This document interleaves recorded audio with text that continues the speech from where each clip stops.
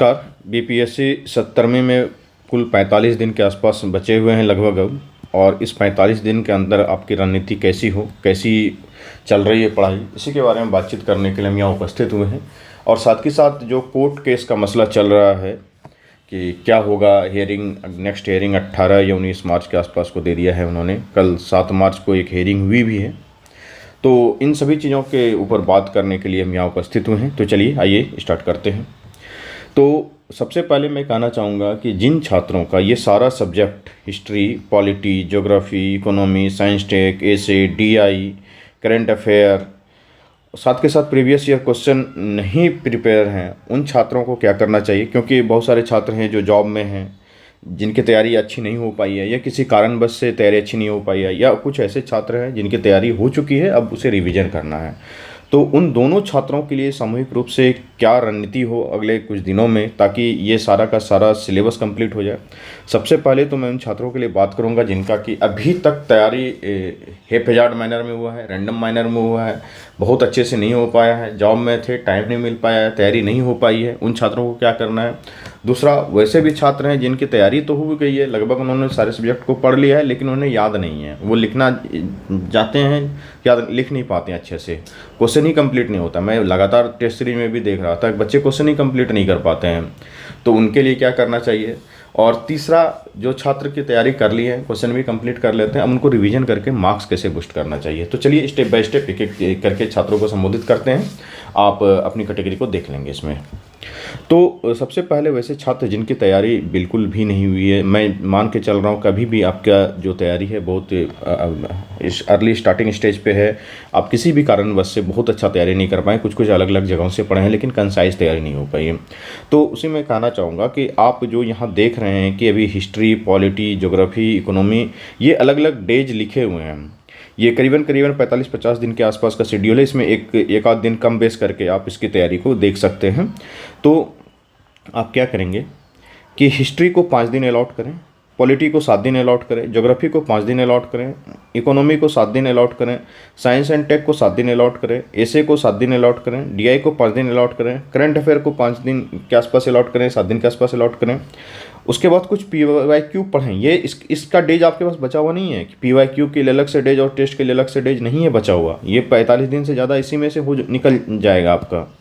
तो आपको साथ के साथ PYQ पढ़ना पड़ेगा, एक एक PYQ याद करना पड़ेगा। PYQ को आप बिल्कुल ही रामबाण समझें। जो प्रीवियस ईयर क्वेश्चन मेंस का आया है, एक एक क्वेश्चन हर ईयर का आपको याद होना चाहिए। बाकायदे उसके लिए जो है कि PDFs दिए गए थे, आप चाहें तो डिस्क्रिप्शन में टेलीग्राम का लिंक है, उसको ज्वाइन कर लें। वहाँ पे PYQ का PDF अवेलेबल है, उसको प्रिंट आउट करवा लें और एकदम से दीवार पे चिपका लें, या फिर हाथ में लेके चलें, टहलते वक्त, बुलते वक्त, कहीं भी घूमते वक्त उस PDF को उल्टा उल्टा के देखें। हाँ, इसमें ये पूछा गया था, इसमें ये पूछा गया था, इसमें ये पूछा गया था। उससे भी बेस्ट तरीका क्या हो सकता है मैं बताता हूँ। ये मैं स्पेस ले लेता हूँ। PYQ के जो कीवर्ड्स हैं, जैसे आप देखेंगे जब PYQ को आप अच्छे से एक जगह से जो इकट्ठा किया हुआ है PYQ, उसको देखेंगे तो उसमें लगेगा हाँ पटना कलम। तो पटना कलम में उसकी विशेषताओं के बारे में ही 3-4 सवाल पूछे गए हैं। तब आपको हर सवाल को नहीं करना। जो पटना कलम के विशेषताओं के बारे में एक सवाल है, तो विशेषता क्या है, यह और क्या पूछा गया है, मौर्य कला में क्या पूछा गया है, तो दरबारी कला के बारे में पूछा गया है या और कुछ पूछा गया है क्या, तो उसके कीवर्ड्स को हाईलाइट कर लेना है और आपको कीवर्ड्स से संबंधित चीज़ों को निकाल लेना है कि हाँ क्या क्या पूछा गया है।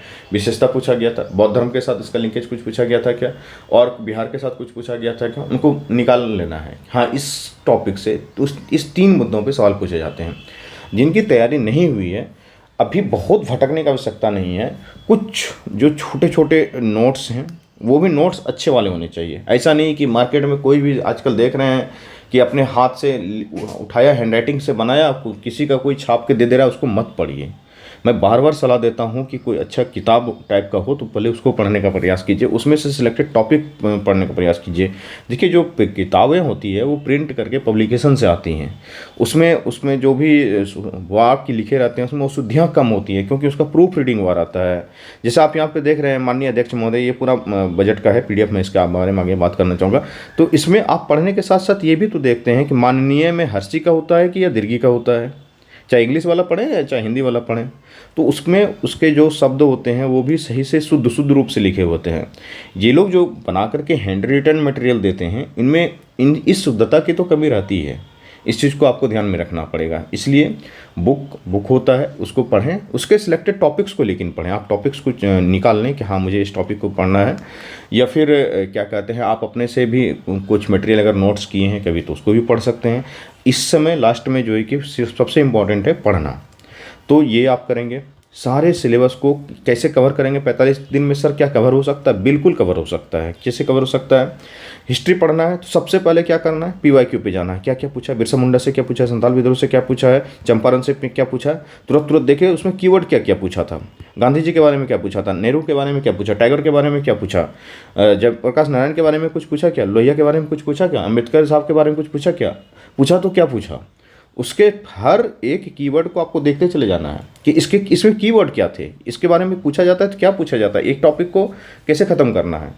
तो उसके बाद उस टॉपिक को सारे को आपको PYQ से निकाल लेना है, सेपरेट करके अलग अलग से। अपने से निकल सकता है तो ठीक है, नहीं तो हम लोग मेंटरशिप बैच में बहुत सारा चीज़ पढ़ाते ही हैं, तो उसमें भी आप ज्वाइन कर सकते हैं चाहे तो उस कीवर्ड को निकालने के बाद उसको आराम से देखना है। हाँ ये इस टॉपिक से पाल कला से ये 3 टाइप के कीवर्ड निकले, पटना कलम से 2 टाइप के कीवर्ड लिखने, मौर्य कला से 3 टाइप के कीवर्ड लिखने, गांधी जी से 4 टाइप के कीवर्ड निकले, नेहरू जी का 2 ही परिप्रेक्ष पूछा जा रहा है। इतना निकल जाने के बाद उसको आप बुक में जाइए, बुक से पढ़ना स्टार्ट कीजिए। जो भी सोर्स आपका जहाँ से भी पढ़ रहे हैं उसको सबसे पहले पढ़ के ख़त्म कर लीजिए।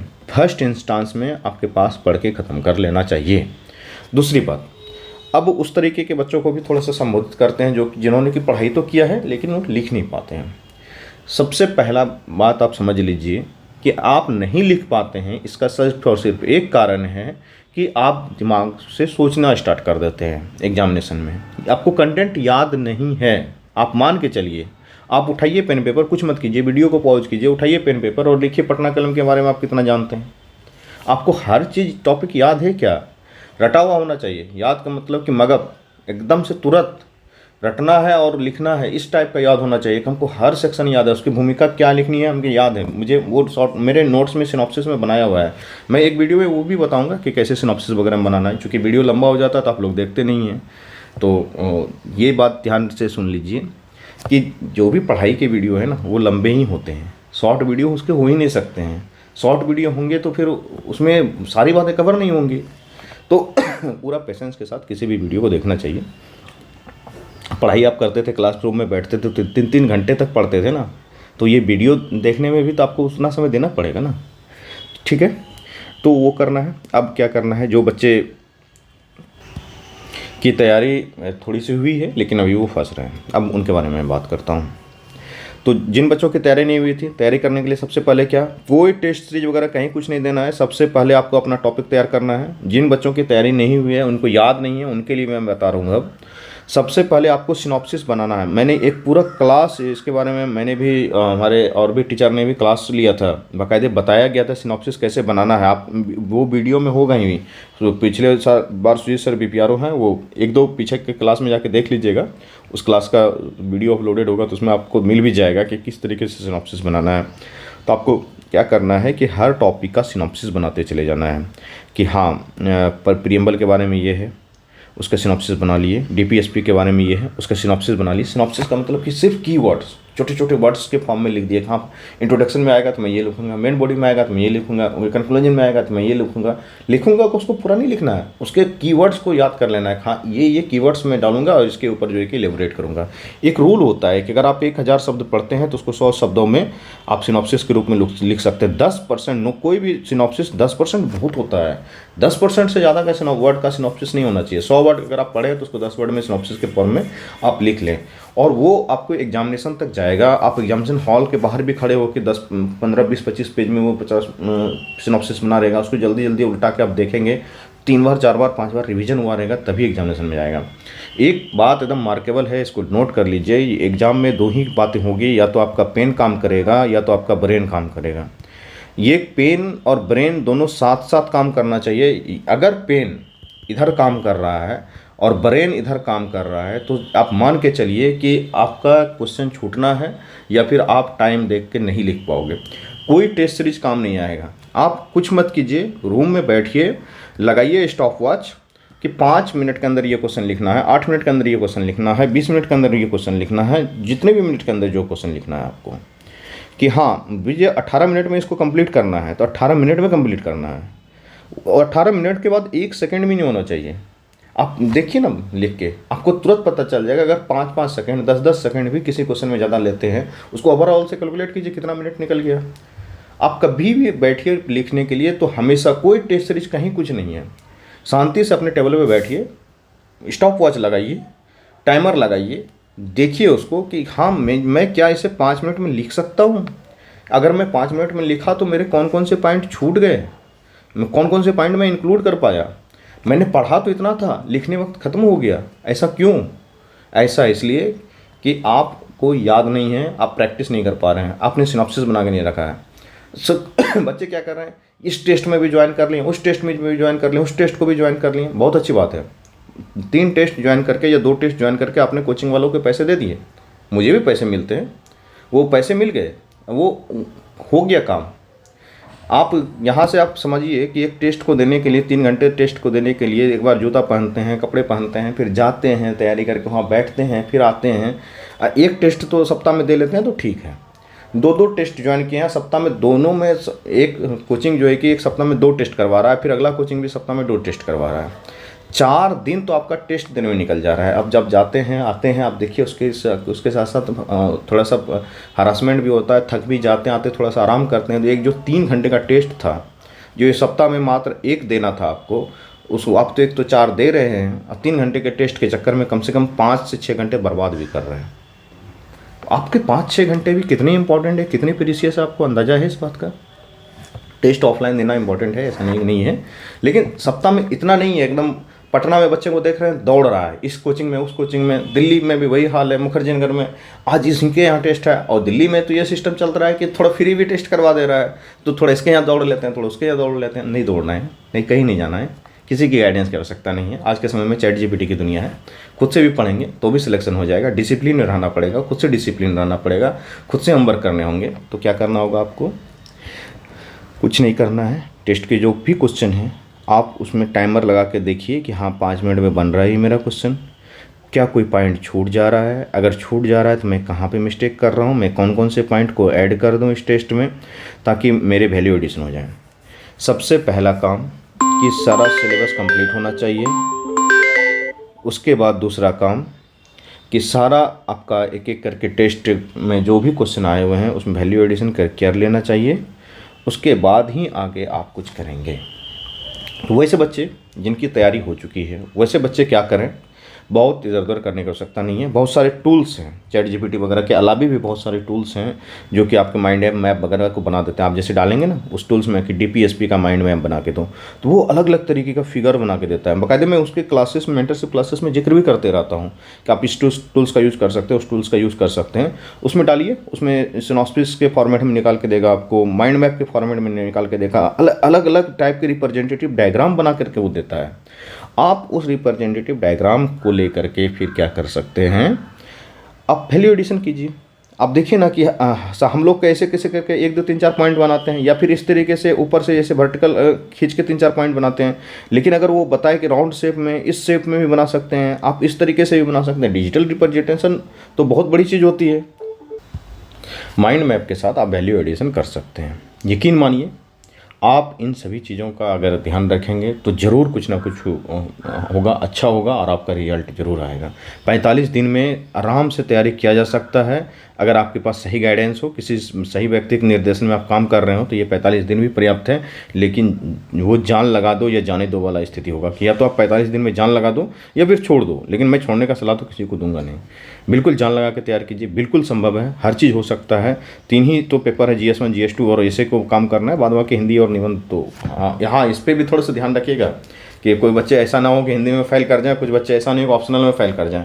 फॉर्म अच्छे से फिलअप कर लें, सारा वो दिया हुआ है, आप नीचे लिंक दिया गया, टेलीग्राम ग्रुप ज्वाइन करें। उसमें बाकायदे हम लोगों ने 3 तरीके से बता भी दिया है कि जिन बच्चों को यूपीएससी का प्रिपरेशन आगे करना है वो किस तरीके से भरें, जिन बच्चों को बीपीएससी में ही रहना है, भौकाली काटना है, तो वो बच्चे किस तरीके से अपना पोस्ट प्रेफरेंस भरें ताकि उनको लगे कि हाँ सोशल प्रेस्टीज मिल रहा है, सम्मान मिल रहा है। इस तरीके के बीपीएससी में जो आते हैं पोस्ट, उस तरीके का रैंक क्या हो।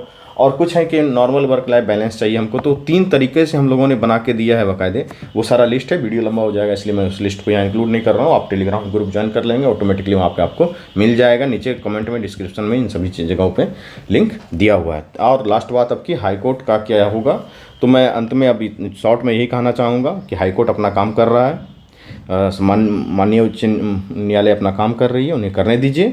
माननीय न्यायालय जो भी फैसले लेंगे हम लोग उसके साथ हैं और हम लोग अपना काम कर रहे हैं। और उम्मीद है कि जो भी फैसला हो, अब जो मामला न्यायालय में विचाराधीन होता है उसके ऊपर बिल्कुल भी टिप्पणी नहीं करनी चाहिए। न्यायालय का सम्मान करते हुए मैं सब सिर्फ और सिर्फ अंतिम में एक लाइन कहूँगा, न्यायालय अपना काम कर रही है, हम लोग अपना काम कर रहे हैं। जो भी फैसला आएगा उसका हम लोग सम्मान करेंगे। बहुत बहुत धन्यवाद। अपनी तैयारी को जारी रखें और सोमवार से होली ऑफ़र भी कुछ आने वाला है, तो उसमें आप जाके एडमिशन करा सकते हैं। बहुत बहुत धन्यवाद। नीचे ग्रुप ज्वाइन कर लेंगे। टेस्ट सीरीज में एडमिशन ऑफ है, इस चीज़ का ध्यान रखेंगे। अभी टेस्ट सीरीज में एडमिशन ऑन नहीं है, सिर्फ और सिर्फ मेंटरशिप बैच में एडमिशन ऑन होगा। सिर्फ और सिर्फ उसी में कुछ सीटें ऑनलाइन वाले में खुली हुई है, ऑफलाइन सेंटर पे कहीं कोई एडमिशन नहीं खुला हुआ है, क्योंकि लिमिटेड सीट रहता है, उससे ज़्यादा एडमिशन नहीं ले सकते हम लोग। बहुत बहुत धन्यवाद।